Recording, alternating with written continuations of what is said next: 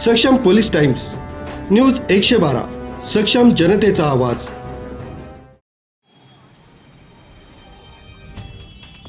नाशिक महानगरपालिका निवडणुकीसाठी उमेदवारी अर्ज दाखल करण्याच्या शेवटच्या दिवशी सर्व विभागीय कार्यालयांमध्ये उमेदवार आणि त्यांच्या समर्थकांची मोठी गर्दी दिसून आली। सकाळपासूनच विविध राजकीय पक्षांचे उमेदवार, अपक्ष उमेदवार आपल्या समर्थकांसह कार्यालयात पोहोचले होते। नामांकनाच्या शेवटच्या दिवशी नाशिकच्या 6ही विभागीय कार्यालयांमध्ये मोठी गर्दी दिसून आली।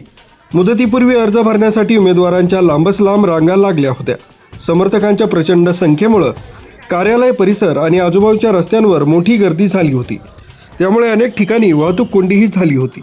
नामांकनादरम्यान कायदा तसंच सुव्यवस्था राखण्यासाठी आणि संभाव्य वाद टाळण्यासाठी पोलीस प्रशासनाकडून कडेकोट बंदोबस्त ठेवण्यात आला होता। सर्व विभागीय कार्यालयांवर मोठा पोलीस बंदोबस्त तैनात करण्यात आला होता। गर्दीवर नियंत्रण ठेवण्यासाठी आणि नामांकन प्रक्रिया शांततेत पार पाडण्यासाठी पोलीस अधिकाऱ्यांनी बॅरिकेड्स आणि सुरक्षा घेराव वापरला होता। नामांकन प्रक्रिया पूर्ण झाल्यामुळे शहरातील निवडणुकीचं वातावरण पूर्णपणे तापलं आहे। शेवटच्या दिवशी झालेल्या या प्रचंड ताकदीच्या प्रदर्शनामुळे नाशिक महानगरपालिकेची यंदाची लढत रंजक होणार असल्याचं स्पष्ट झालंय। आता उमेदवारी अर्ज छाननी आणि अर्ज मागे घेण्याच्या प्रक्रियेकडे सर्वांचंच लक्ष लागलंय। न्यूज ब्युरो, सक्षम पोलीस टाइम्स, नाशिक।